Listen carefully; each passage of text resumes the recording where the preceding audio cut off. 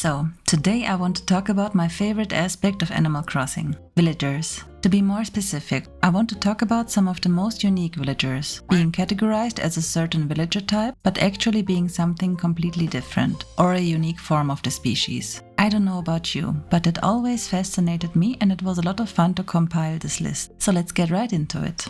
First, I'll talk about some of the most unique ones and specific animal types. After that, I want to take a look at food-inspired villagers. And last but not least, other odd ones. Most unique villagers. I have to start with the one that is also one of my favorites. I have him on my island as well, Drago. He is categorized as a crocodile and is the only dragon in the game. I am super proud and happy of having him on my island, and I might have mentioned that once or twice in my videos. I already have a lazy, I have Drago. I mean, he's the only dragon in the game, I just had to have him. Ozzy. He was just adorable, but I like my current lazy more. I mean, he's a dragon and all. Drago was modeled after the idea of an Asian dragon, and his interior contains a seahorse model, which is significant because the Japanese word for seahorse literally translates to dragon's illegitimate child. Julian is categorized as a horse and is the only unicorn in the game, which is still a horse, but a mythical one. And he does have the unicorn horn on his head, which is not removable. I think he is cute, but I don't like the fact that his eyes are closed 99% of the time. And every time I read his name in my head, I hear Juliana! Bonus points if you know where that reference is from. Annabelle. She is categorized as an anteater and is the only pangolin in the game. I don't know why most of you don't like the anteaters. I adore them. I might be biased because my absolute favorite villager is an anteater, Zoe. But yeah, I think they are super cute. While Annabelle might look like an anteater, her tail is giving her true species away. Instead of being fluffy, it is flat and she has scales all over her back. Pangolins are also called scaly anteaters because of their appearance and resemblance, but they are actually more closely related to the armadillo than to the anteater. When I look at her, all I can think about is the Sandshrew, which is a Pokemon of the original first generation. So keep her in mind if you are creating a Pokemon island. Did someone do that already? I would love to see it. Hans. He is categorized as a gorilla and is the only Yeti in the game. Hands down my favorite gorilla villager. I always thought he was a lazy, but he's actually a smug. He looks like a gentle giant. I love his colors, his fur, his outfit. He would definitely make a great winter villager, roaming around your island. Vivian is categorized as a wolf and is the only German shepherd in the game. I was a little surprised by this because I don't really see the resemblance that much. But if you compare it side by side to a German shepherd, you can see similarities, like the dark ears. But I think her lighter fur color is too light to make the resemblance more obvious. But imagine her on a cottagecore island. I think that would go great. Savannah is categorized as a horse and is the only zebra in the game. I just love zebras. They are so beautiful. Looking at the pattern of their fur makes you question how an animal can look that beautiful. I'm sorry that she is a normal, talking about villager types here, but besides that she seems lovely. Eric is categorized as a deer and is the only elk in the game. He could also be a moose. His antlers are unique in this game and he would look amazing on any forest core or winter island. Tucker. He is categorized as an elephant and is the only mammoth in the game. Being the only elephant in the game with actual tusks is unique. And of course his ancient woolly mammoth look is unique as well. If I didn't have Drago as a lazy, I would probably want him on my island. He is definitely my favorite elephant. Hopper is categorized as a penguin and is the only rock hopper penguin in the game. Okay, I have to ask, has anybody seen the movie The Pebble and the Penguin? This is my first and only encounter with the rock hopper penguins. As soon as I saw Hopper, I thought about that movie. I like Hopper. He is modeled perfectly after the rock hopper penguin, but he always looks so angry. And with those red eyes, you don't know if he's angry or sad. Maybe he just cried a bunch. Papi is categorized as a horse and is the only okapi in the game. Another super interesting villager. You look at him and you are just like, who made him? What did they think? And then you learn that he's actually based on a real-life animal. It's hard to believe. Looking at a real okapi, it looks like a Photoshop accident by crossing a horse, a giraffe and a zebra. The sad thing is that the okapi actually are endangered. So making a villager based on them is actually a good move to raise awareness. And he is certainly unique. Chief He is categorized as a wolf and is one of the only 2 foxes in the game. The other one is Audie. I actually have him on my island as the island Cranky, and I'm just so happy with him. He is a wonderful villager. I also love that he is supposed to be a fox. And he's so stylish. Shari is categorized as a monkey and is the only squirrel monkey in the game. I think Shari is one of the cutest monkeys in the game. Her whole design is just adorable, and I think she represents the squirrel monkey really well. Portia is categorized as a dog and is the only Dalmatian in the game. Since my childhood I have been obsessed with Dalmatians, watching the famous Disney movies about them. I don't think I have ever seen one in real life. Do you know anybody that owns a real Dalmatian? I also love her name, Portia, and her design is just adorable. I would love to have her on my island. Pearl is categorized as a cat and is the only calico cat in the game. I adore calico cats. The special thing about calico cats is that they have a 3-colored coat, and they are exclusively female cats, at least most of the time, besides very minor exceptions. They are also known for being a lucky cat, bringing luck to their owners. I was super excited about this villager. I had her on my island for a while, but we just did not click, so I ended up letting her go. But she sure is a beautiful cat villager. Rattle is categorized as a frog and is the only yellow-banded poison dart frog in the game. He secretes toxins from his skin. That's most likely why he is wearing a lab coat and a mask. However, they are not toxic in human care since their toxins come from insects that they eat in the wild. Now let's talk about some of the ostriches. I think they are the most versatile species in Animal Crossing. Let me tell you why. Phil.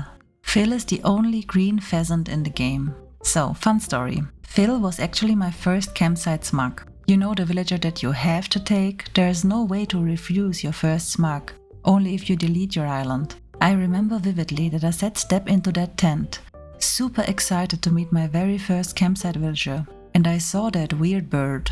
I was shocked. I spent the whole day trying to find a workaround to not take him, to get a new one, anything. I just thought he looked weird. To me, he looked like someone trying to rob a bank with that red face paint. I had no idea that he was actually modeled after a real bird. Well, long story short, he is still on my island to this day, more than a year now, and I couldn't imagine my island without him. He's just wonderful. I also found a lot of entries online saying that he's the worst villager because he constantly fights with your other villagers and makes them sad. That's not true for me at all. He gets along just fine with anyone. He is in a serious relationship with Miranda, and as far as I know, they couldn't be happier. So I'm super glad that the game forced him onto me. Phoebe. She is the only phoenix in the game. I don't think she looks like a typical phoenix, which is of course a mythical creature, so you can't be sure what she looks like. But when you see her interior, the question answers itself. Since the phoenix is immortal and according to stories, lives several hundred years before it dies by setting itself on fire and then gets reborn from the ashes of the fire, her home is pretty fitting. Flora is the only flamingo in the game. Look at that beak. She has the most unique beak in the whole game. Honestly, I would love to have her on my island. Just for that cute flamingo beak and her whole design. The little white heart on her face is just so cute. Gladys is the only red-crowned crane in the game. It is also called the Japanese crane, and is actually one of the most rare cranes in the world. It is also seen as a symbol of luck, fidelity and longevity. So if you need some good luck on your island, this villager might be a good choice. No promises though. Julia is the only peacock in the game. What is interesting here is that Julia has the look of a male peacock, while the female peacocks look like this. There have been a lot of speculations if Nintendo did this by mistake or on purpose. Either way, she looks adorable. Cranston is the only crested ibis in the game. The name Cranston made me think that he was supposed to be the crane. Interesting looking animal. I don't think I've ever seen it before. If you want Cranston on your island, maybe pass on the frog villagers, because crested ibis do eat frogs. Next, let's take a look at the food-related villagers. Here we have Ketchup. Is categorized as a duck and is the only tomato in the game. Not much to say here. She looks like a tomato. I like her. I like her colors and her little leaf on her head. I think her eyes are cute. Definitely a very cute duck. Cheddar is categorized as a mouse and is the only cheese in the game. He is of course named after a type of cheese with an A instead of an E. I think it's kind of ironic to make a mouse out of cheese. I don't like his facial expression, but he is a smug after all. Tangy is categorized as a cat and is the only orange or tangerine. I think since her name is Tangy, I see her as a tangerine. Well, what's the difference between an orange and a tangerine? Tangerines are smaller, sweeter, and easier to peel. I do prefer tangerines because oranges are just so messy to peel and eat. But yeah, back to the villager. I wish she had a nose, but she's still cute. I like her texture, her leaf on her head. I actually had her in my campsite once, but I couldn't take her because I didn't want to kick off anybody. I still regret not taking her. She would be a perfect peppy. I mean, my island fruit is the orange, so she would fit perfectly. Zucker is categorized as an octopus and is the only takoyaki in the game. Takoyaki is a Japanese dish, also known as octopus balls. Basically, they are dough balls filled with minced octopus and other ingredients, covered with a brown sauce and often mayonnaise. You usually pick up the balls with a stick to eat them, so that explains the little stick in his head. That could also be a toothpick though. Kind of weird to talk about that because he looks like a dish made out of an octopus, being an octopus. But if you have a food-themed island, he is definitely a must-have. Meringue is categorized as a rhinoceros and is the only strawberry shortcake in the game. I have her on my island and she is just the cutest. I mean, she just looks delicious. That little strawberry horn, strawberry tail, that other little horn made out of cream. I'm sad that she is a normal because that does make her a little boring. But she calls me Cupcake. I understand why she is a popular villager. Honorable mentions go out to Fritta and Wendy. They have a food-related shirt, but that's just not enough for me. I can give those shirts to any of my villagers, but I still wanted to mention them. Next we have the category The Odd Ones Out. In my opinions, these are just the weirdest villagers that we have in the game. And also the most interesting when you think about it. Maybe even the most unique ones. Stitches is categorized as a bear cub and is a stuffed toy. I'm not sure if he is the only one in the game, but I think he is the most obvious one. I think his eyes look a little creepy, but besides that he is definitely cute. He could also work on a spooky island in my opinion. Tia is categorized as an elephant and is the only teapot in the game. Well, we do have Chai, but she is not herself a teapot, she has a teacup on her head. While Tia is fully committed to being a teapot. Her texture resembles porcelain and her trunk is actually hollow at the end to fully look like a teapot. Clay is categorized as a hamster and is the only Dogu figurine in the game, which is an ancient Japanese clay figurine. We also have a statue in the museum that resembles a Dogu figurine, which is called Ancient Statue. I like Clay's design and I think his colors go together nicely. His top fits so perfectly in his color scheme that it looks like it is part of his design. Coco is categorized as a bunny and is the only gyroid villager in the game. While her English name Coco probably comes from her coconut-shaped head, while her Japanese name is Dis, which is a reference to a time period in Japan, where a certain type of statues, which were the inspiration for gyroids, were created. If you are obsessed with gyroids, then Coco is definitely a must-have on your island. Pietro is categorized as a sheep and is the only clown in the game. He has a big red clown nose, multicolored wool, and a clown-like face paint.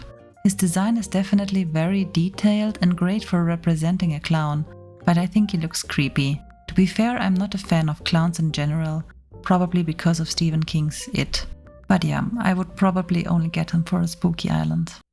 Lucky is categorized as a dog and is the only mummy in the game.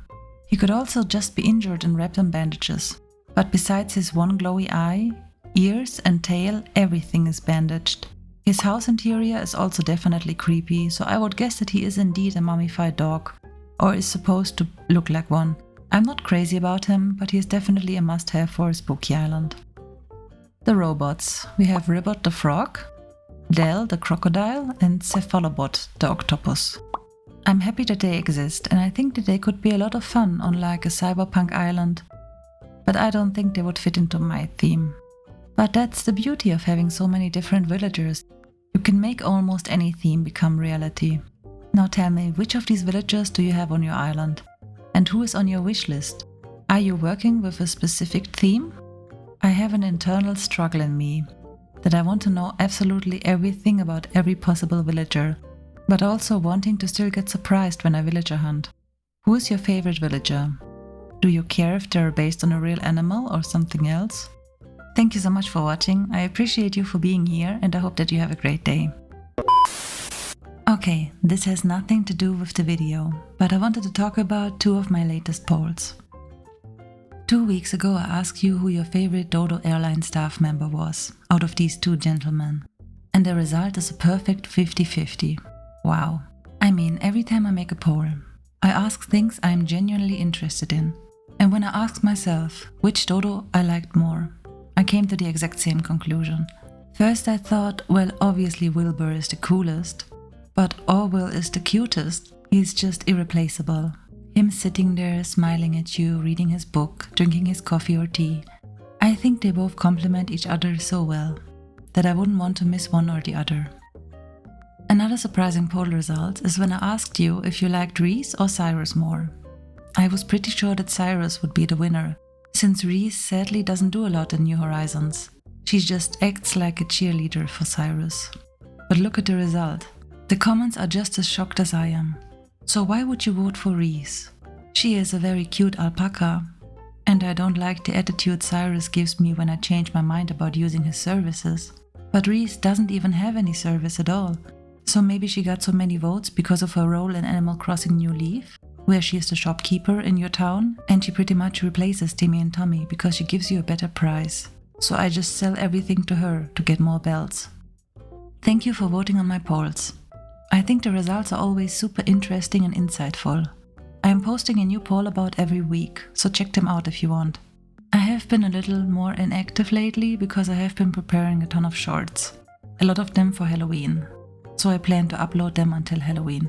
And I am working on a big project for the end of the year that excites me and also terrifies me. So stay tuned. Thank you for watching, liking, commenting, subscribing. I appreciate you. And I see you next time.